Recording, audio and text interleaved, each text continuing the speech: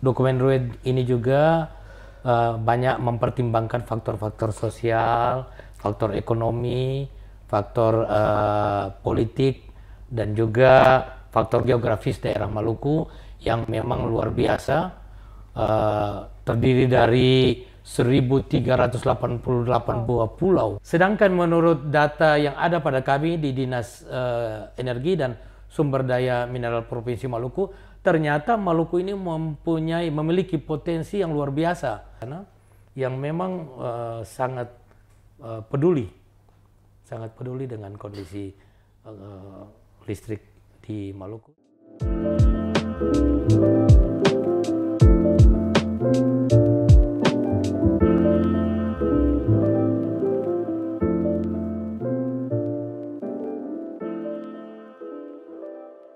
Maluku, dengan kekayaan alam yang melimpah, memiliki potensi besar untuk menjadi pionir perkembangan energi baru terbarukan di Indonesia. Namun untuk mencapai visi tersebut, tidaklah semudah membalikan telapak tangan. Diperlukan inovasi dan juga peta jalan yang mumpuni untuk perkembangan energi baru terbarukan di semua sektor. Untuk itu, penting bagi suatu daerah memiliki rencana umum energi daerah atau RUED yang memiliki peranan penting guna kemandirian energi, pengembangan potensi lokal, efisiensi energi, kesejahteraan masyarakat, tanggap terhadap perubahan iklim, hingga koordinasi dan sinergi guna menyelaraskan kebijakan nasional dan pelaksanaannya di tingkat daerah. Untuk itu pemirsa, pada episode NZMEDS Podcast pada kali ini, kita akan membahas lebih lanjut tentang inovasi, peta jalan, dan juga perkembangan energi baru terbarukan di Maluku khususnya. Kita akan melihat dan berbincang-bincang guna membahas tentang potensi yang telah dicapai dan juga eksplorasi potensi di masa depan. Bersama narasumber yang luar biasa tentunya. Saat ini di samping saya ada Pak Dr. Abdul Haris SPI MSc selaku Kepala Dinas ESDM Provinsi Maluku. Dan juga ada Pak Said Latupono selaku Kabid Energi ESDM Provinsi Maluku. Halo Pak, apa kabar? Halo juga Mbak Devi. Halo. Alhamdulillah sehat walafiat. Alhamdulillah. Selamat pagi. Selamat pagi Pak Said, selamat pagi. Selamat pagi Ibu Devi. Alhamdulillah sehat-sehat. Alhamdulillah. Baik pemirsa, saya akan memulainya dengan pertanyaan terhadap Pak Abdul Haris selaku Kepala Dinas ESDM Provinsi Maluku. Nah Pak, mungkin saja para pemirsa kita di rumah belum mengetahui tentang apa itu RUED, Rencana Umum Energi Daerah. Bapak bisa memberikan gambaran umum kepada kita semua apa itu RUED, Pak? Baik, para pemirsa yang saya hormati, Rencana Umum Energi Daerah atau yang kita kenal dengan RUED, ya, itu adalah salah satu dokumen perencanaan yang diperlukan untuk merencanakan setiap hal yang terkait dengan produksi dan konsumsi energi di suatu daerah dalam suatu kurun waktu tertentu. Ya. Berkaitan dengan hal itu, banyak pemangku kepentingan ya merasa dokumen RUED ini sangat dibutuhkan ya terkait dengan perencanaan dan pemanfaatan energi yang merupakan salah satu potensi besar yang ada di daerah kita di Maluku. Hal ini dia memiliki dampak langsung terhadap berbagai pemangku kepentingan. Ya. Oleh karena itu, perencanaan yang baik, perencanaan yang tepat itu sangat dibutuhkan sekali, ya, dan sangat menentukan baik tidaknya suatu bentuk pengelolaan energi di suatu daerah.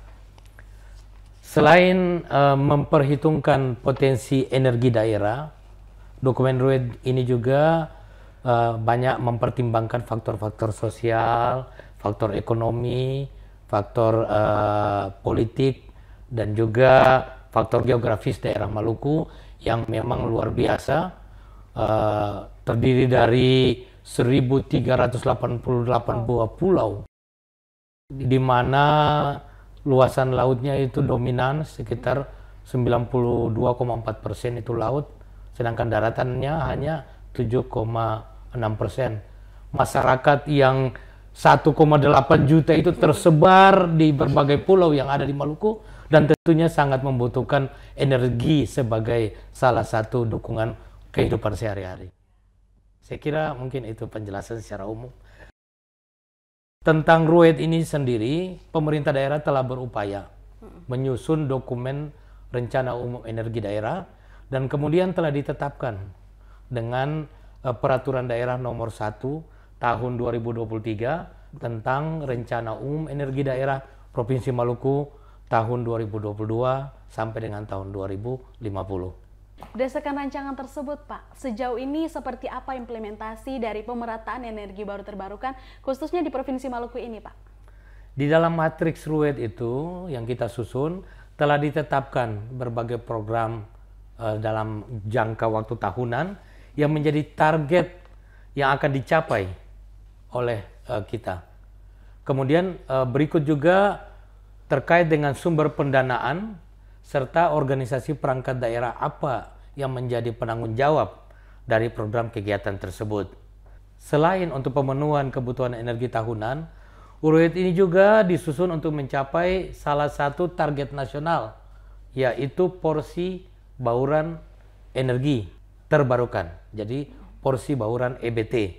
Kita ketahui bahwa target porsi EBT yang kita sepakati bersama di dalam RUET Provinsi Maluku itu pada tahun 2025 nanti adalah sebesar 27,3%. Sedangkan nanti pada tahun 2050 diharapkan porsi EBT bauran energi ini sudah dapat mencapai 43,2%. Hal ini di atas rata-rata, target bauran energi nasional, di mana untuk bauran energi nasional itu pada tahun 2023 itu adalah 23%, sedangkan untuk tahun 2025 diharapkan porsi bauran energi nasional itu telah mencapai 31%.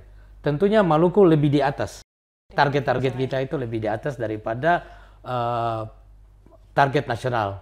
Pada tahun 2023 kemarin, porsi bauran energi baru terbarukan untuk Provinsi Maluku itu baru mencapai 0,43%. Sedangkan menurut data yang ada pada kami di Dinas Energi dan Sumber Daya Mineral Provinsi Maluku, ternyata Maluku ini memiliki potensi yang luar biasa terhadap sumber energi baru terbarukan. Ya, boleh dibilang lengkap lah yang ada di Maluku ini. Ya, mulai dari energi surya, energi angin, bioenergi, kemudian hidro, air arus laut. Semua itu tersedia di Maluku dan sangat potensial. Kami berharap ke depan ada mitra-mitra kami, baik dari NGO maupun pihak-pihak swasta yang mau bersama-sama dengan pemerintah daerah untuk memanfaatkan energi baru terbarukan yang cukup tersedia di Maluku. Luar biasa ya Pak, kekayaan alam yang dimiliki oleh provinsi kita, Provinsi Maluku ini. Nah Pak, sejauh ini menurut Bapak daerah-daerah manakah yang memang memiliki potensi lebih untuk adanya perkembangan energi baru terbarukan ini? Terkait dengan potensi yang tersebar di Maluku, dapat mungkin kami jelaskan beberapa contoh ya, potensi sumber daya energi terbarukan yang ada di Maluku, yang mana saat ini sementara dibangun, dan ada juga yang sementara berjalan dan ada yang juga yang telah dimanfaatkan. Ya, misalnya ada potensi surya yang kita kembangkan melalui pembangkit listrik tenaga surya, itu yang dibangun PLTS terpusat. Ya, itu dibangun di Desa Niela dan Desa Tiflean di Kota Tual. Ini dibangun pada tahun sekarang 2024. Selain itu juga di tahun yang sama, sementara dibangun PLTS terpusat juga di Desa Ujir di Kabupaten Kepulauan Aru. Nah, selain itu, sementara dibangun dari beberapa tahun yang lalu, yaitu pembangkit listrik tenaga air PLTA di Waiapu di Pulau Buru. Ya, ini sekarang sementara dalam proses pembangunan dan diharapkan nanti pada tahun 2030 itu sudah dapat dimanfaatkan secara baik dan bisa memberikan dorongan untuk meningkatkan porsi bauran energi dari sisi pembangkit listrik tenaga air. Kemudian ada juga yang nanti kami sementara usulkan untuk dibangun pada tahun 2025. Itu PLTS terpusat di Desa Selmona di Kabupaten Kepulauan Aru. Salah satu juga yang lain yaitu di Desa Batulei. Jadi di Aru ini ada dua desa yang kita usulkan untuk pengembangan PLT terpusat di tahun 2025. Selama ini kami Dinas Energi dan Sumber Daya Mineral Provinsi Maluku, selain juga dengan dana APBD, ada juga dengan dana APBN, kita telah memberikan bantuan berupa listrik tenaga surya hemat energi atau LTSHE. Ini telah kita berikan di beberapa lokasi di Maluku. Salah satunya adalah nanti di tahun 2025 nanti itu di Desa Maneo Rendah di Kabupaten Maluku Tengah. Kemudian juga salah satu yang tidak kalah pentingnya adalah pembangkit listrik panas bumi uap salid di Kabupaten Buru. Ini kami rencanakan sementara dalam proses, diharapkan di tahun 2029 PLT panas bumi ini sudah bisa berfungsi dan dimanfaatkan oleh kita dan oleh masyarakat yang ada di Pulau Buru. Itu beberapa contoh ya, potensi yang tersedia dan sudah dimanfaatkan dan nanti dalam perencanaan ke depan. Saya kira mungkin itu. Baik, dari beberapa potensi sumber daya alam yang sudah digunakan saat ini dan sudah dibangun ya Pak, dan akan dibangun nanti. Iya. Menurut Bapak, manakah yang menjadi prioritas dan bisa menyalurkan energi lebih banyak untuk daerah sekitar?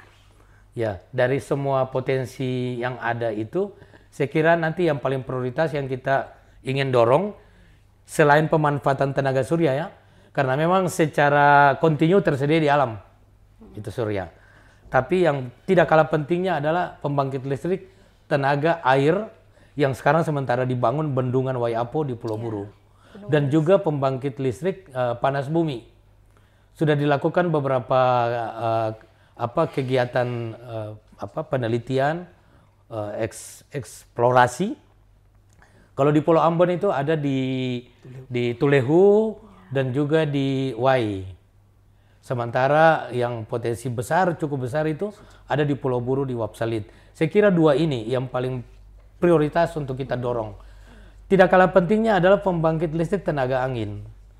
Daerah kita ini kan daerah yang istilahnya luas lautnya, demikian luas sehingga potensi angin itu sangat tersedia dengan baik untuk kita manfaatkan sebagai pembangkit listrik. Salah satunya di Pulau Ambon itu direncanakan dibangun di sekitar Desa Eri di Latuhalat sana di Pulau Ambon. Daerah yang biasa kita masyarakat gunakan sebagai lokasi para layang. Tentunya kan potensi anginnya cukup kuat tuh, sehingga bisa digunakan untuk para layang. Kenapa bisa untuk para layang, tidak bisa digunakan untuk pembangkit listrik tenaga angin? Betul. Nah, ini yang lagi kita dorong. Mudah-mudahan investor yang pernah datang dan melirik potensi ini dapat segera kita wujudkan. Baik Pak, berarti daerah masing-masing daerah tuh mereka memiliki potensi prioritas untuk PLT sendiri-sendiri ya Pak? Iya betul. Untuk potensi yang tersedia itu kan tersebar di masing-masing daerah. Ya, saya kasih contoh misalnya kita prioritaskan Ambon itu adalah untuk tenaga angin, ya, Bayu, PLT Bayu. Misalnya untuk Pulau Buru kita dorong untuk pembangkit listrik tenaga panas bumi, geotermal. Sedangkan untuk Pulau Seram kita dorong itu pembangkit listrik tenaga air karena banyak sungai-sungai besar yang tersedia di Pulau Seram. Betul. Itu yang menjadi prioritas-prioritas yang perlu kita dorong untuk kita kembangkan sesuai dengan potensi daerah masing-masing. Mungkin dari penjelasan yang secara umum tadi yang sudah saya sampaikan, saya kira secara teknis ada bersama saya Kepala Bidang Energi Dinas ESDM Pak Said Latopono. Mungkin secara teknis bisa dijelaskan lebih lanjut oleh Pak Said. Ya, terima kasih Pak Kadis atas kesempatan Ibu Devi. Jadi terkait dengan dokumen RUET dulu mungkin saya tambahkan sedikit. Ya, dokumen RUET ini kita susun mengacu pada sistem pembangunan di daerah, gugus pulau. Jadi gugus pulau itu misalnya ada gugus pulau 1 di Pulau Buru, gugus pulau Ambon, gugus pulau 3 kalau tidak salah Pak. Ambon 7. 7 ya, Ambon Ambon 7. Lease. Jadi waktu penyusunan rencananya itu kita desain berdasarkan potensi yang ada di gugus pulau masing-masing. Jadi kita susun juga nanti saling mengisi. Misalnya di Ambon. Ambon itu yang kita prioritaskan mungkin panas bumi sama PLT Bayu. Itu yang memang kita sudah rencanakan. Tapi tidak menutupi kemungkinan kalau suatu saat bisa juga diambil dari Pulau Seram lewat bawah laut. Nah, itu terus yang mungkin yang prioritas tadi yang seperti tadi Pak Kadis jelaskan juga di Pulau Seram sendiri ada potensi panas bumi yang cukup menjanjikan, yaitu Banda Baru. Kemarin itu dari Badan Geologi juga sudah melakukan survei detail yang selanjutnya nanti data itu diserahkan ke Badan Geologi untuk ditetapkan sebagai suatu WKP, nanti ditawarkan ke pihak-pihak swasta atau investor untuk melakukan eksplorasi. Baik Pak, terima kasih atas tambahannya, terima kasih Pak. Nah sejauh ini Pak, adakah kebijakan intensif dari Dinas ESDM Provinsi Maluku sendiri untuk menghadapi potensi-potensi alam dan juga pengembangan energi baru terbarukan pada saat ini Pak? Tentang kebijakan dan insentif, saya kira ini telah kami tuangkan ya di dalam dokumen Rencana Umum Energi Daerah.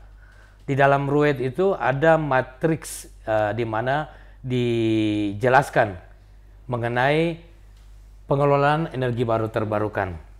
Bagaimana pengelolaannya, kemudian dari mana sumber pendanaannya, dan OPD, organisasi perangkat daerah mana yang bertanggung jawab sebagai pengelola. Matriks ini sudah ada, kita susun bersama-sama dan kita sepakati bersama-sama. Dan sudah ditetapkan melalui Peraturan Daerah Nomor 1 2023 tadi. Baik. Adakah jalinan kerjasama dengan organisasi lain atau dinas lain dalam menghadapi energi baru terbarukan ini, Pak? Oh iya, selama ini kami banyak membangun kerjasama ya, membangun kerjasama dengan mitra-mitra kita. Salah satu mitra yang sangat membantu kami itu adalah NZ Match, ya, New Zealand Match. Ini sangat membantu kami dalam mendorong sektor energi daerah, terutama dalam mengembangkan energi baru terbarukan. Beberapa kegiatan yang telah menjadi kesepakatan kerjasama kami, pemerintah Provinsi Maluku dengan NZ Match itu dapat kita lihat melalui beberapa kegiatan. Di antaranya adalah membantu kami, pemerintah daerah, dalam menyusun dokumen Rencana Umum Energi Daerah. Ini merupakan salah satu bentuk kerjasama kami dengan NZ Match. Kemudian setelah dokumen itu tersusun, kita bersama-sama melakukan sosialisasi kepada pemangku kepentingan dan juga kepada masyarakat yang ada di Maluku. Itu dari sisi dokumen perencanaan. Dari sisi teknis, NZ Match juga bekerja sama dengan kita untuk memberikan bantuan monitoring instalasi PLTS, baik yang PLTS terpusat maupun PLTS rooftop yang dibangun oleh pemerintah pusat melalui Kementerian ESDM dan juga pemerintah daerah. Kemudian juga dalam merencanakan kegiatan ke depan, itu kita butuhkan dokumen studi kelayakan. Salah satu bentuk bantuan NZ Match adalah membantu kami dalam menyusun dokumen studi kelayakan PLTS terpusat yang ada 4 lokasi yang tadi saya sudah jelaskan, ya, Kabupaten Kepulauan Aru maupun Kota Tual. Jadi bersama-sama kami menyusun dokumen feasibility study atau studi kelayakan. Selain juga ada juga pelatihan operasi dan maintenance. Jadi PLTS yang telah dibangun ini, bagaimana kita bisa mengoperasikan dia dengan baik dan bisa maintenance dia sehingga bisa mencapai umur ekonomis. Iya, betul. Ya, tetap dinikmati oleh masyarakat sampai dengan batas umur ekonomisnya. Kalau ini tidak dilakukan, ini kan bisa saja peralatan-peralatan bantuan yang diberikan, dibangun itu baru beberapa saat saja sudah mengalami gangguan, mengalami kerusakan, sehingga tujuan kita untuk meningkatkan porsi bauran energi itu mungkin tidak akan tercapai kalau kita hanya sekedar membangun dan memanfaatkan tanpa melakukan kegiatan-kegiatan operasional dan maintenance. Banyak juga pelatihan-pelatihan yang sama yang dilakukan untuk PLTS rooftop yang yang dibangun secara stay tetap di bangunan-bangunan, terutama bangunan-bangunan perkantoran yang ada di Maluku. Kalau tidak salah sudah mencapai 10 ya PLTS 8 PLTS rooftop yang dibangun di kantor-kantor pemerintahan yang tetap juga memerlukan maintenance. Jadi yang dilatih itu adalah pegawai pada kantor dinas yang bersangkutan yang dibangun rooftopnya itu. Sekaligus diharapkan pegawai itu dapat melakukan kegiatan operasional, melakukan maintenance, dan bisa merawat apa yang telah dibangun oleh pemerintah untuk kepentingan bersama. Untuk sementara baru 8 kantor pemerintahan dinas. Salah satunya adalah dinas SDM di kita sini sebagai motivator untuk yang lain. Ada juga di dinas kehutanan, dinas pendidikan, dinas perikanan, dinas perhubungan, dinas kesehatan. Salah satunya juga di Badan Pengembangan Sumber Daya Manusia BPSDM, Balai Diklat itu. Itu juga yang dibangun, tidak saja dibangun tapi sekaligus NZMEDS membantu kami untuk melatih pegawai-pegawai pada kantor itu. Iya betul.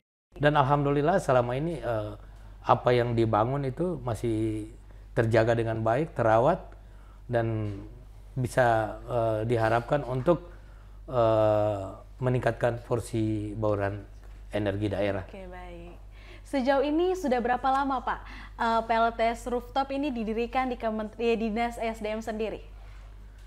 Kalau tidak salah itu sejak tahun 2020 mulai pembangunan rooftop di gedung-gedung pemerintah sampai dengan tahun kemarin ada 2023 itu total ada 8 dan diharapkan kita harapkan semakin banyak istilahnya pembangunan PLTS rooftop ini terkait dengan bagaimana kita mengurangi potensi pemanfaatan listrik melalui pembangkit listrik diesel, yang mana bahan bakunya adalah fosil.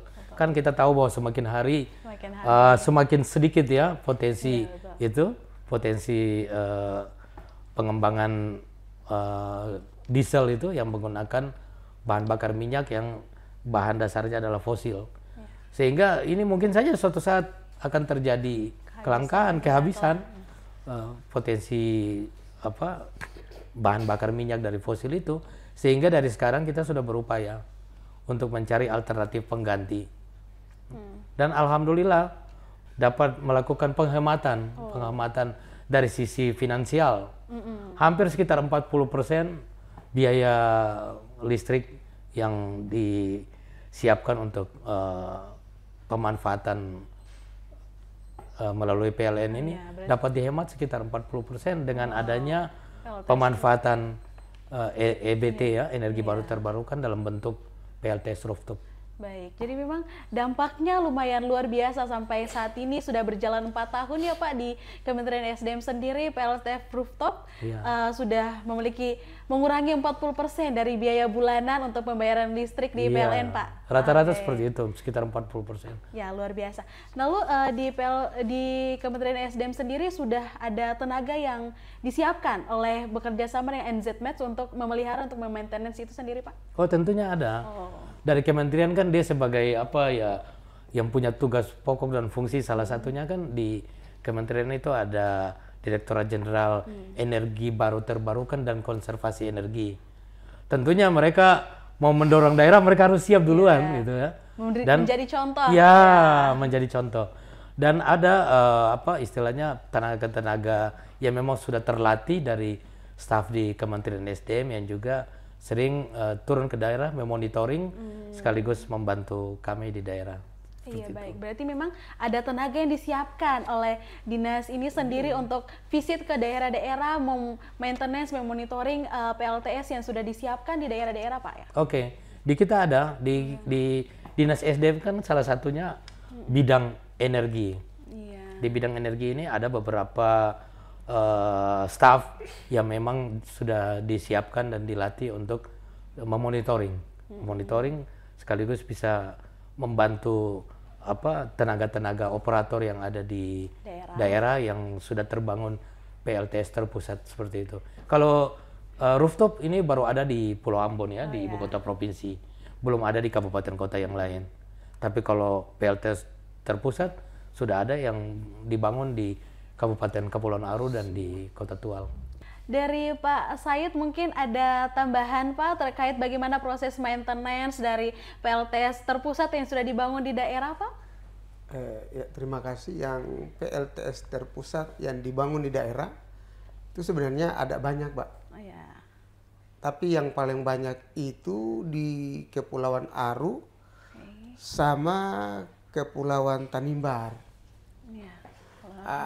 Kalau itu maintenance-nya biasanya waktu awalnya itu kan kewenangan masih ada di kabupaten, itu semua di kabupaten ada dinas ESDM, mereka maintenance sendiri. Karena waktu pengusulan juga diusulkan oleh daerah dan penyerahan juga ke daerah. Setelah kewenangan diserahkan ke provinsi, mau tidak mau akhirnya jadi tugas kita. Permasalahannya waktu itu kita keterbatasan APBD, jadi kita minta melalui teman-teman dari NZMAID untuk bisa melihat kondisi fisik di masing-masing lokasi. Ini motif kerjasama yang kita bangun. Mereka melihat, mereka menilai, laporan itu dikasih ke kita. Baru kita evaluasi lagi mana lokasi yang masih bisa kita tindak lanjuti untuk direvitalisasi, mana yang harus ditutup ya, atau diberhentikan. Ya, karena memang kondisi fisiknya tidak bisa untuk direvitalisasi lagi. Sudah kerusakan parah. Itu melalui teman-teman dari NZMAID kasih data ke kita bahas bersama mana yang lokasi yang memang kita usulkan lagi ke kementerian. Kebetulan ada beberapa lokasi yang belum diserah terimakan ke daerah. Artinya direvitalisasi ulang. Di antaranya di tahun kemarin itu ada 2 lokasi di Kabupaten Kepulauan Tanimbar dan sudah selesai. Tapi diserahkan langsung ke pemerintah daerah. Selanjutnya dari pihak pemerintah daerah, karena sudah jadi asli di sana, maintenance-nya juga punya dari mereka. Cuma kita pembinaan ke sana. Setiap di mana lokasi itu dibangun PLTS terpusat, itu kami menyiapkan masing-masing itu ada tenaga operator. Tenaga operator itu biasanya kami bina, bahkan ada program dari kementerian, operator itu didiklatkan di Jakarta. Untuk PLTS yang sementara kita bangun, lokasi itu memang persyaratannya belum dijangkau oleh jaringan PLN. Itu persyaratan utama itu. Ya, ada di dinas kita prioritaskan yang istilahnya desa pulau. Desa pulau dalam arti satu pulau itu hanya ada 1 sampai 2 desa. Secara ekonomis PLN tidak akan masuk di situ. Nah, itu yang kita usulkan untuk mau dibangun PLTS terpusat. Jadi memang ini memberikan dampak yang luar biasa ya Pak untuk kehidupan masyarakat, perekonomian dan juga perkembangan kehidupan sehari-hari. Nah, menurut Bapak sendiri sejauh ini respon masyarakat seperti apa Pak menghadapi mulai teralihkan dari energi diesel ke tenaga PLTS, tenaga baru terbarukan ini, masyarakat merespon seperti apa Pak? Respon masyarakat sangat luar biasa.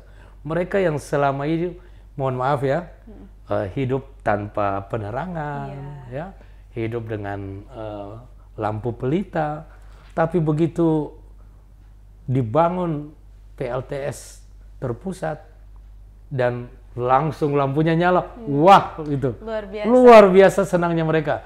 Sangat membantu proses kehidupan sehari-hari, terutama anak-anak sekolah. Mereka mau belajar dengan lampu pelita, ya, seadanya. Tapi ini luar biasa. Jadi mereka sangat merespon.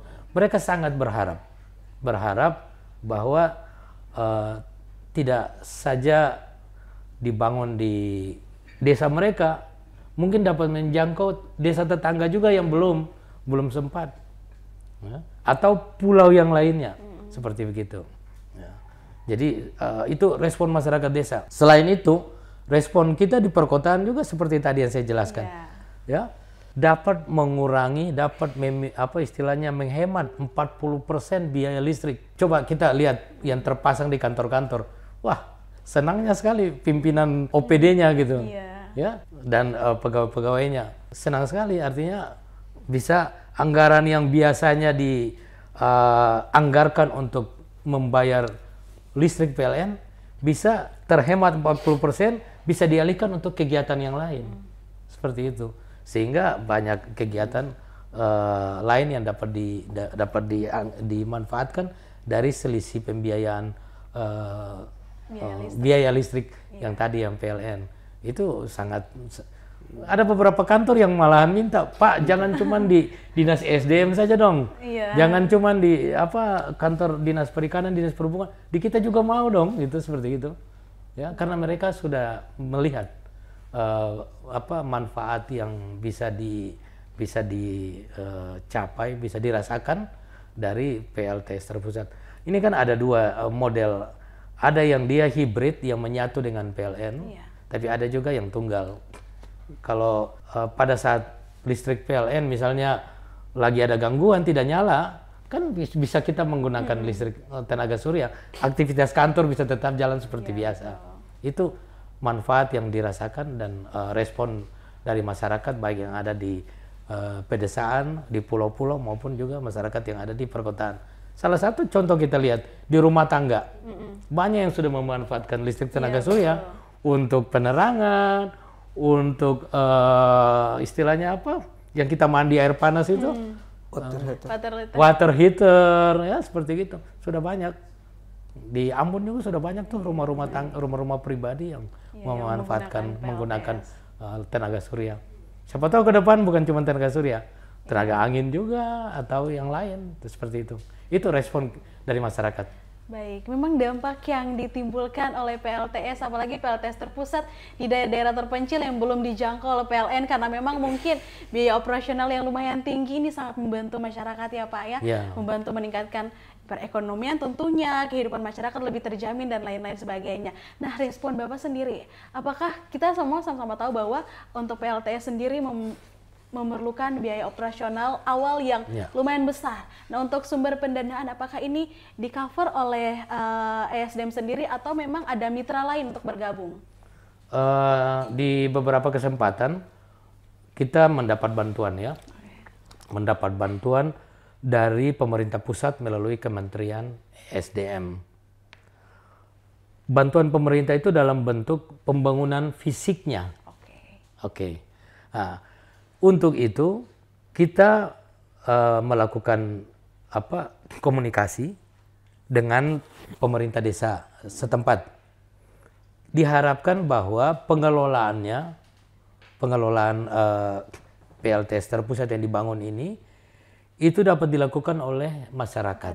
Ya. Karena ini kan untuk kepentingan mereka juga. Kita memberikan sosialisasi kepada mereka. Diharapkan pengelolaannya oleh dan untuk mereka. Jadi kalau di desa-desa kan biasanya ada yang namanya BUMDes, Badan Usaha Milik Desa. Ya. Diharapkan pengelolaannya itu melalui BUMDes. Kita bentuk lembaga pengelolanya. Ya. Diharapkan ada sharing dana desa, ADD ya, alokasi dana desa untuk proses awal maintenance. Ke depan pada saat masyarakat sudah bisa menikmati manfaat daripada pembangunan PLTS terpusat tadi diharapkan ada iuran dari masyarakat. Ya mungkin tidak sebesar harga 1 kilowatt yang ditetapkan oleh PLN, tapi ini hanya sekedar iuran untuk bagaimana surplus ketenaga listrikan PLTS terpusat ini dia dapat continue, dia dapat berkelanjutan. Kan pemerintah paling hanya menyediakan dana, menyediakan bahan fisiknya saja. Tapi ke depan ini kan pasti membutuhkan tenaga perawatan, tenaga supaya dia bertanggung jawab, mungkin dikasih insentif, ya, dalam bentuk honor atau apa begitu, sehingga dia merasa bertanggung jawab untuk merawat itu peralatan sistem PLTS terpusat tadi. Selain itu juga kan perlu misalnya suatu saat ada terjadi gangguan, apa kabelnya, apa lampunya, apa itu akinya, ini kan membutuhkan biaya untuk penggantian. Nah, ini yang kita sampaikan, kita sosialisasikan kepada masyarakat sehingga timbul kesadaran dari diri mereka untuk oh iya ya, kita telah dibantu, kita telah menikmati, masa sih kita tidak bisa share sekian rupiah untuk keberlanjutan daripada pemanfaatan PLTS terpusat yang dibangun tadi. Seperti itu. Baik, jadi memang para tenaga maintenance di daerah juga mereka diberikan insentif tersendiri untuk mereka, Pak? Ya, ini kan sebagai manusia kan, ya bisa saja kita bekerja secara sukarela, tapi mereka akan lebih bersemangat kalau diberikan insentif. Mereka akan memiliki perasaan tanggung jawab lebih dari hanya sekedar sebagai sukarelawan. Saya kira itu menjadi perhatian kita bersama loh. Ini ditetapkan setelah dihitung-hitung, kalau iuran memang iurannya itu ditetapkan juga bersama. Ini iuran berapa, hitungnya nanti operator ini setelah digaji berapa, lalu sisa untuk jadi kas yang kas desa atau kas yang di kelembagaan itu jadi berapa. Diharapkan itu kan pembayaran tadi itu diharapkan bisa recovery ulang kalau ada komponen yang rusak. Harapkan situ selain dari ya tadi ada kata Pak Kadis, ADD itu juga ada sebagian yang dialokasikan ke situ.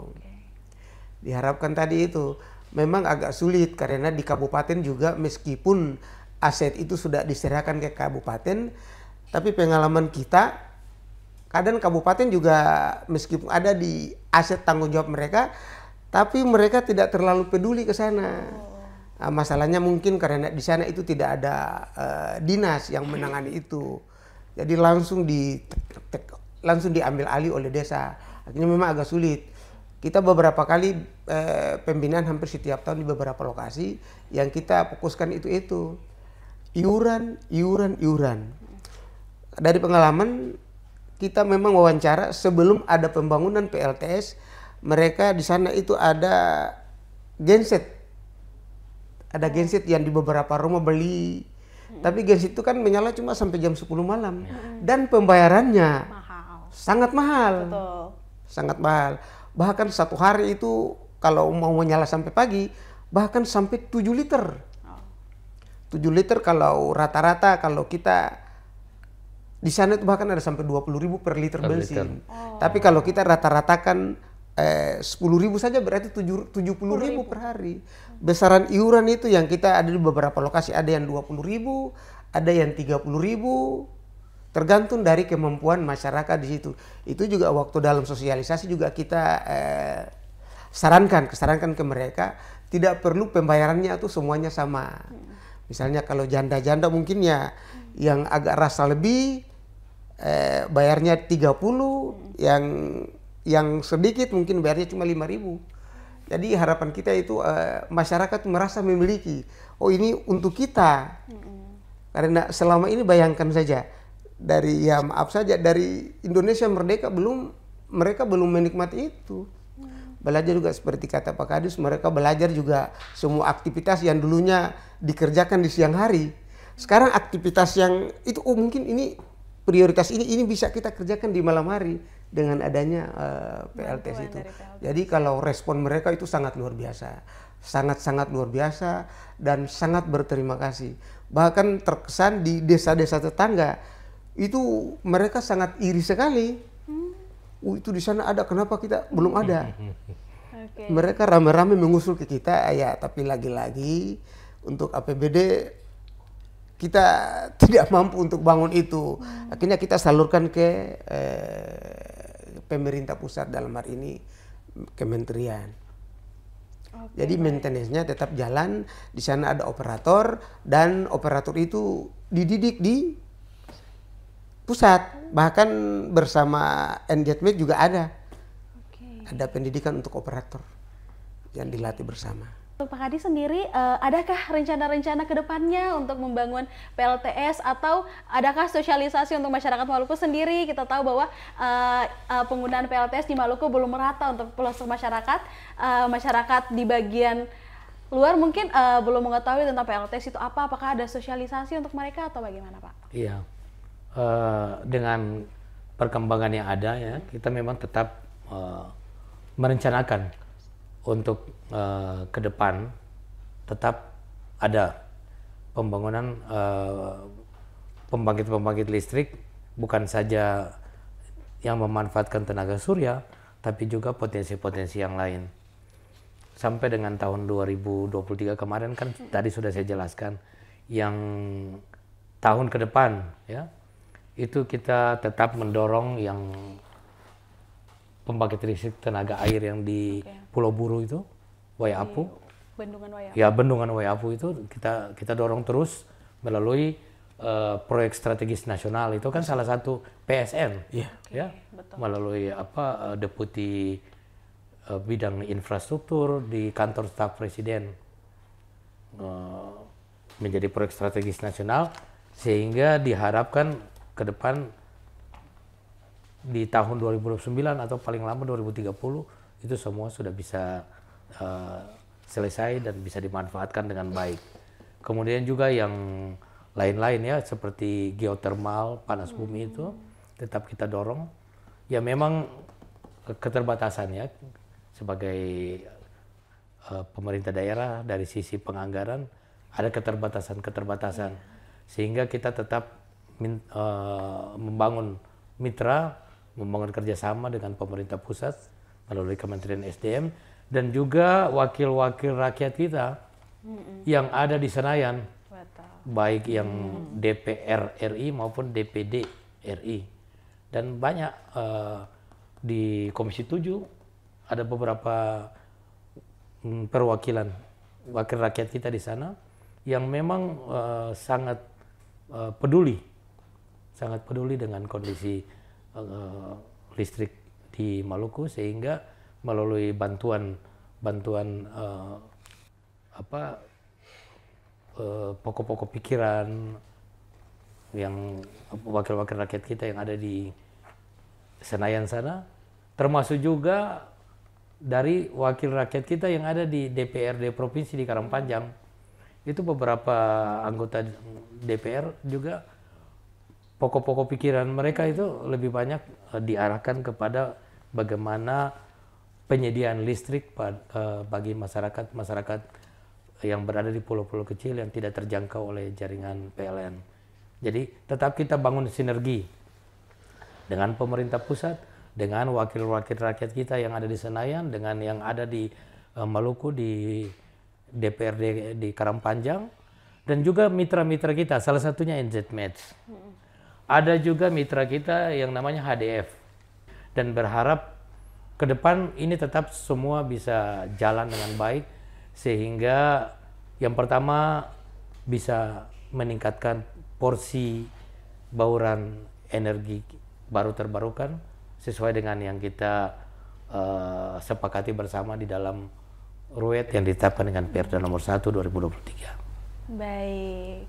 Terima kasih Pak, pembahasan yang sangat menarik sekali, menambah pengetahuan kita semua tentang bagaimana perkembangan roadmap dari perkembangan energi baru terbarukan di Provinsi Maluku khususnya. Baik, untuk mengakhiri sesi ini Pak, adakah closing statement dari Pak Haris dan juga Pak Said untuk mengajak para pemirsa di rumah untuk bagaimana kita bisa beralih ke energi baru terbarukan dengan sumber energi baru yang lebih bersih Pak? siapapun pimpinan daerah, mau gubernur, mau bupati, buruh, mau buruh selatan, harapan saya itu ke depan buruh itu ditetapkan sebagai 100% penggunaan EBT dengan adanya potensi yang ada. Jadi mungkin ditetapkan visi besarnya buruh renewable energy island. Jadi ditetapkan dia bisa jadi contoh di Provinsi Maluku. Jadi total pulau buruh dengan potensi yang ada itu bisa total 100% tidak menggunakan energi fosil total. Jadi EBT. Jadi bayangkan saja tuh. Kalau panas bumi yang hasil eksplorasi kemarin itu sekitar 20 sampai 30 mega. Lalu kalau ditambahkan dengan air yang 4 kali 2 megawatt jadi totalnya sekitar 20. Kalau dibangun total 30 sampai 40 mega. Di Buru sendiri itu kalau beban puncak sekarang baru 13, sekian. Itu Pulau Buru, Kabupaten Buru sama Buru Selatan. Oh, berarti bisa mengcover semua. Bisa, jauh lebih itu. Jauh lebih, bahkan investor yang kalau mau masuk untuk menyediakan, untuk mau listrik tersedia itu sudah tersedia dari situ. Sangat, jadi harapan saya tuh ya itu tadi. Buru renewable energy island, Buru ditetapkan segitu. Jadi contoh di Indonesia misalnya, salah satu pulau 100% di listriknya dari porsi EBT. Ya, mungkin itu. Terima kasih Pak atas closing statement yang sangat menarik. Kita sama-sama mengharapkan hal tersebut untuk buruh menjadi lebih mandiri lagi untuk sebagai salah satu provinsi contohnya untuk di Indonesia sendiri. Baik, silakan untuk Pak Kadis untuk closing statementnya Pak. Lewat kesempatan ini juga secara pribadi maupun pemerintah daerah kami mengucapkan banyak terima kasih kepada NZMEDS yang mana telah banyak membantu kami dalam hal terkait dengan pengembangan energi baru terbarukan di Provinsi Maluku. Luar biasa sekali bantuan dari NZMEDS dan kami sangat merasakan manfaat daripada keberadaan program NZMEDS ini. Ini telah jalan sekitar 5 tahun menjelang 6 tahun. Kami berharap kerjasama kita tidak hanya sampai di sini. Mungkin kita bisa lanjutkan untuk tahapan periode yang kedua. Terima kasih.